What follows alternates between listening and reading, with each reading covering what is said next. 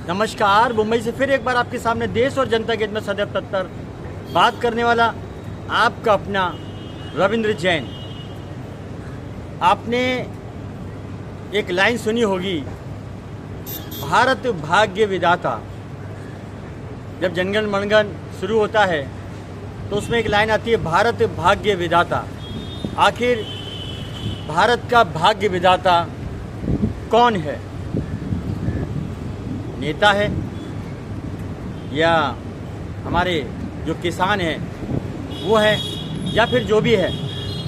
देखिए, जो पेट भरता है किसान, जो खेती करता है, असल में भारत के भाग्य विधाता तो वही हैं जो दाल, चीनी, चावल जो खेती करते हैं और आप तक पहुंचाते हैं। असल में भाग्य विधाता तो वही कहलाए जाएंगे। सवाल ये उठता है कि 1947 के बाद से बार बार हम एक बात बोलते हैं कि भारत तरक्की क्यों नहीं कर पा रहा है, भ्रष्टाचार भारत में ख़त्म क्यों नहीं हो पा रहा है। चलिए, भारत बहुत बड़ा है, हम बम्बई में रहते हैं तो बम्बई की बात करेंगे।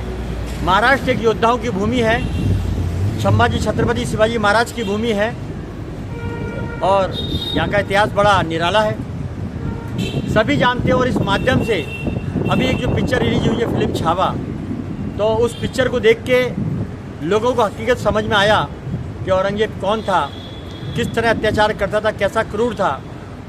लेकिन यहाँ के लोगों ने हार नहीं मानी और औरंगजेब को पस्त होना पड़ा, मुग़ल का शासन ख़त्म हो गया। संभाजी की एक खास बात थी कि वो झुके नहीं, रुके नहीं, इतनी यातनाएं सहने के बाद। तो मेरा यहाँ के महाराष्ट्र के सीएम से ये कहने का एक तात्पर्य है कि जिसने भी वो पिक्चर देखी है उनको सीख लेना चाहिए कि हमें अपने प्रांत को, अपने राष्ट्र को बचाना चाहिए। ये पहला धर्म है और हमारा पहला कर्तव्य है। मैं सीएम साहब से विनती करना चाहता हूँ, मुंबई हाई कोर्ट से विनती करना चाहता हूँ कि मुंबई में एक ऐसा रैकेट है जो पेड़ तो एक है लेकिन शाखाएँ अलग अलग हैं। एक पेड़ है, उसमें कई सारी शाखाएं हैं, तो रैकेट फैले हुए हैं यहाँ पर। एक रैकेट है पानी टैंकिया माफिया, वो भी रैकेट का हिस्सा है। ड्रग्स का रैकेट, लूट का रैकेट और कार पार्किंग के नाम पर लूटा जा रहा है, लोगों से पैसे वसूले जा रहे हैं। बीएमसी का बोर्ड लगा हुआ है, उस पर न तो लोगो है न कुछ है, लेकिन लूटा जा रहा है। अंधेर गर्दी चौपट राज कर दिया है यहाँ पर मुंबई में। और इस लूट के अंदर जो शामिल हैं वो शासन प्रशासन के डिपार्टमेंट के लोग शामिल हैं। बहुत बड़ा रैकेट, मैंने आपको बताया कि बहुत बड़ा रैकेट है। ये इतना बड़ा रैकेट है, अगर इसकी जांच की जाए तो हजारों की तादाद में अरबों रुपए का रोज कलेक्शन होता है। और ये कलेक्शन कहाँ तक जाता है ये भगवान मालिक है। ये रैकेट क्यों? संभाजी का ये महाराष्ट्र है, छत्रपति शिवाजी महाराज का ये महाराष्ट्र है, या रैकेटबाजी क्यों, या माफियागिरी क्यों, या वसूलीबाजी क्यों, या अड्डेबाजी क्यों? कौन लोग हैं ये कायर जो वसूली का फंडा, बड़ा रैकेट, ड्रग्स का रैकेट, भू माफियाओं का रैकेट, और बीएमसी में कुछ ऐसे भी लोग बैठे हुए हैं जो ये रैकेट का चलाने का काम करते हैं। और कुछ शासन प्रशासन में नेता ऐसे बैठे हैं जो इस रैकेट को संचालन करते हैं। तो कितना दुख होता है कि ये ऐतिहासिक नगर महाराष्ट्र, जिसे संभाजी की, छत्रपति शिवाजी महाराज की भूमि बोली जाती है, यहाँ पर रैकेटों का एक अड्डा बन चुका है। यहाँ रैकेट ही रैकेट पैदा होते हैं। एक प्रदेश था कभी, उत्तर प्रदेश, तो वहाँ समझ में आता था कि वहाँ पर रैकेटों का बहुत बड़ा गढ़ है, माफियाओं का अड्डा चलता है उत्तर प्रदेश के अंदर, चलता था। लेकिन जब से यूपी के सीएम योगी आदित्यनाथ ने जब पदभार संभाला तो वहाँ पर जो रैकेट थे, गुंडे बदमाश, गुंडे लफंगे, लुच्चे जो जगह जगह पैदा होते थे, जैसे परचूने की दुकान होती है वहाँ दाल चावल चीनी, ऐसे मीनों कार्ड की तरह वहाँ पर रैकेट चलते थे। कहाँ पर? उत्तर प्रदेश के अंदर। अब क्या किया उन्होंने? सीएम योगी आदित्यनाथ एक संत हैं, उनके पास अच्छा शस्त्र है, ज्ञान है, तजुर्बेकार हैं, उन्हें देश से मोहब्बत है। तो योगी आदित्यनाथ ने क्या किया? बड़े बड़े गुंडों को ठोकना शुरू कर दिया। कोर्ट में तारीख नहीं, फैसला दे दिया। तारीख का क्या काम? तारीख में जब ये जाएंगे तो वहाँ ये पैसे देके छूट जाएंगे। इसीलिए योगी आदित्यनाथ ने सबसे अच्छा किया कि उन्हें जन्नत पहुँचा दो, इन्हें नरक में पहुँचा दो। इस पवित्र भूमि में रहने का अधिकार है ही नहीं। तो ऐसे माफियाओं को ठोक देना चाहिए। जमानत और कोर्ट का कोई चक्कर नहीं पालना चाहिए। मैं इस महाराष्ट्र की पवित्र भूमि से बोल रहा हूँ और देवेंद्र फडणवीस जी को बोलना चाहता हूँ, मुंबई हाई कोर्ट को बोलना चाहता हूँ, आपके आदेशों की पालना नहीं होती है, आपके आदेशों का पालन नहीं होता है। देखिए, आपने कई बार आदेश निकाले हैं कि अवैध जो रैकेट फेरी वाले हैं, बांग्लादेशी हो चाहे वो पाकिस्तानी हो या जो भी हो, अवैध फेरी वाले, घुसपैठिए जिसको बोला जाता है, वो उन्होंने कब्जा कर लिया है पूरे बम्बई के अंदर। ये करोड़ों की तादाद में कहाँ से आए? ये घुसपैठिए 26/11 हो चुका है।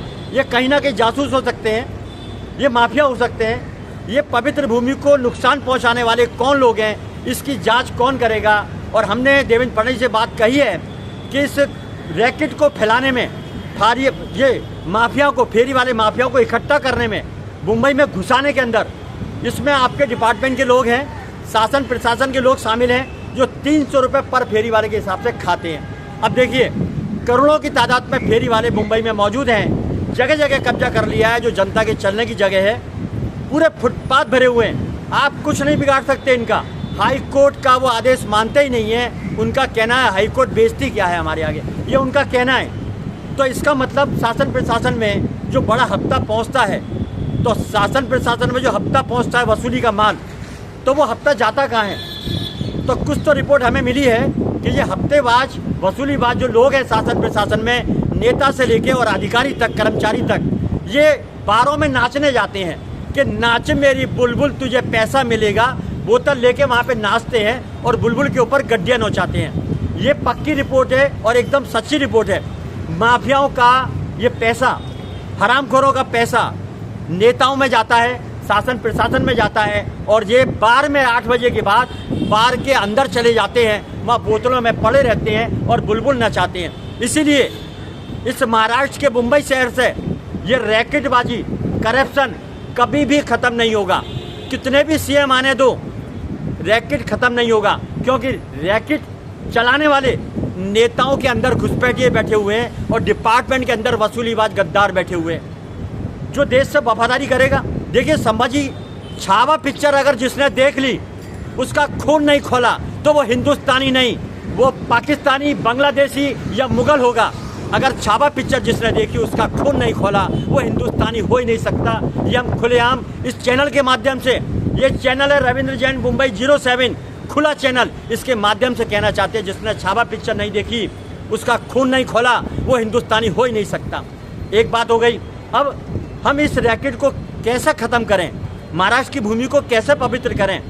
भारत के अंदर कोई कमी नहीं है खाने की, महंगाई बिल्कुल नहीं है, लेकिन वसूलीबाजों ने यहाँ पर अड्डा चला दिया है। ड्रग्स के कारोबार बहुत लंबी तादाद में चल रहे हैं और स्कूलों के बच्चों को, कॉलेज के लड़कों को ड्रग्स ही बनाया जा रहा है। ये सच्चाई है भारत की और मुंबई शहर की। इसमें शासन प्रशासन के लोग शामिल हैं जो मोटी वसूली खाते हैं। मैं शासन प्रशासन के लोगों से कहना चाहता हूँ, अपनी औलादों को ड्रग्स खिलाओ।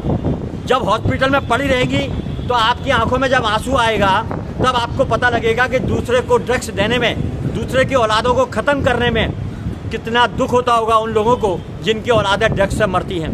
नेताओं की औलादों को, ये नेता अपनी औलादों को ड्रग्स दें, शासन प्रशासन में बैठे हुए गद्दार अपनी औलादों को ड्रग्स खिलाएं, ये हराम का पैसा, वसूली का पैसा घर में लेके जाते हैं। तो इनकी औरतें इनसे पूछें, ये बड़े बड़े टीवी, ये बड़ी बड़ी गाड़ियाँ कहाँ से आई है? आपकी तनख्वाह 70,000 है तो 1-1 करोड़ के फ्लैट, 2-2 करोड़ के फ्लैट आपने कहाँ से लिए? मैं विनती करना चाहता हूँ भारत की उस नारी से, हर डिपार्टमेंट के आदमी से पूछो कि तेरे पास इतनी इनकम कहाँ से आ रही है। आप उसके चक्कर में मत पड़ो। ये बद्दुआ का पैसा आपको कभी आपके परिवार को कहाँ पर लेके जाएगा? नरक में लेके जाएगा, आपको भीख मंगवा देगा। देखिए, देर है अंधेर नहीं है। नींब बोने वालों को आम कैसे मिलेगा? जैसा तू कर्म करेगा फल भी वैसा मिलेगा। देखिए, जो गद्दार होते हैं, माफिया लोग होते हैं, उन्हें दर्द नहीं होता है। दर्द तो उसे होता है जो देश से मोहब्बत करता है, और जो गद्दार होता है उसे देश से मोहब्बत नहीं होती, वो गद्दार होता ही है, इसीलिए देश का विनाश करता है। ड्रग्स के कारोबार बहुत बड़ी तादाद में मुंबई में फैल चुके हैं। पानी टैंकर माफियाओं के तादाद में फैल चुके हैं। ये माफिया फुटपाथ पर कब्जा करने वाले माफिया और बहुत से माफिया मिलावट करने वाले, दूध घी में मिलावट करने वाले, दवाइयाँ सप्लाई करने वाले, वसूली करने वाले माफियाओं ने कब्जा कर लिया है। मैं देवेंद्र फडणवीस से विनती करता हूँ, मेरे वीडियो बार बार इसी तरीके से आते रहेंगे और मैं आपको चौकस करता रहूँगा। एक और नया फंडा हो चुका है छत्रपति शिवाजी महाराज टर्मिनल के बाहर। वहाँ की सड़कों पर गड्ढे हजारों, लेकिन वहाँ पर बीएमसी के लगाए हुए ठेकेदारों के क्लीनअप मार्शल, वो लूट मार्शल, वसूली मार्शल, ये एक नया फंडा शुरू हो गया है, लूट मार्शल। ऐसा लगता है कि वसूली का पैसा कम बढ़ता है तो एक नया फंडा चालू कर दिया, क्लीनअप मार्शल। वो खुद थूकते हैं, वो वसूलीबाज है एक नंबर के, और मुंबई की जनता को ही लूट रहे हैं। मुंबई को ही लूट रहा है। कितना शर्म का विषय है। लोग कहते हैं मुंबई लुटेरों का अड्डा बन चुका है, जगह जगह झोंपड़ियां बनी हुई हैं, अवैध कब्जे हैं। ये लुटेरे उनको नहीं देखते हैं। और एक ट्रैफिक पुलिस वाले वो मार रहे हैं, फोटो मार रहे हैं, उनको फुटपाथ पर कब्जे दिखाई नहीं दे रहे हैं, लेकिन वो आम पब्लिक की गाड़ियों को वो फोटो मार रहे हैं, 1000-1500 का चार्ज मार रहे हैं। मेरी देवेंद्र फडणवीस से विनती है, ये संभाजी का नगर है, छत्रपति शिवाजी महाराज की नगरी है। अगर ये योद्धाओं की नगरी है तो यहाँ पर गैर कानूनी काम और गैर कानूनी तरीके से जनता को लूटा जा रहा है जमकर। माताएं घर में एक बजट नहीं चला पाती, कोई आदमी ढंग से कमा नहीं पाता, ये वसूलीबाज सब लूट लेते हैं। आदमी का घर नहीं चल पाता। इस समय दो ही मौज करते हैं, या तो नेता मौज करेगा, याशी करेगा भारत के पैसे को लूटकर, या डिपार्टमेंट के लोग गाड़ियों में घूमेंगे पैसे को लूटकर। बीएमसी देख लो, हर नेता और बीएमसी में बैठा अधिकारी मौज कर रहा है। अगर इनकी जांच की जाए तो छोटा कर्मचारी झाड़ू लगाने वाला, उसके 2-2 करोड़ के फ्लैट मिलेंगे। हम सही कह रहे हैं, हमारी रिपोर्ट है हमारे पास। देवेंद्र फडणवीस से विनती करता हूं, आप 15-20 को फांसी लगा दीजिए बीच चौराहे पर। ये मुंबई शहर एकदम नीट एंड क्लीन हो जाएगा। और एक और बात, ये विरासत है छत्रपति शिवाजी महाराज टर्मिनल के अंदर फेरी वाले बैठ जाते हैं, इसकी सफाई व्यवस्था और सुरक्षा व्यवस्था आप टाटा को सौंप दीजिए। इसमें बहुत बड़ा रैकेट शामिल है और बहुत बड़ा फायदा होगा। ये गंदगी साफ हो जाएगी, महाराष्ट्र से, मुंबई से गंदगी साफ हो जाएगी। बस इन्हीं उम्मीदों के साथ कि महाराष्ट्र व्यवस्थित रहे, सुरक्षित रहे, नमस्कार करता हूँ। भारत की जनता से, मुंबई की जनता से ये प्रार्थना करता हूँ, आप आगे आएँ, इस भ्रष्टाचार को मिटाने के लिए आगे आएँ, वरना ये गुलाम कर देंगे। जैसे औरंगजेब ने घेर लिया था, ऐसा कोई और आके घेरेगा, ये हकीकत है। चलिए, इतना ही काफ़ी है। मुंबई से रविंद्र जैन, 07 चैनल। जय हिंद, नमस्कार।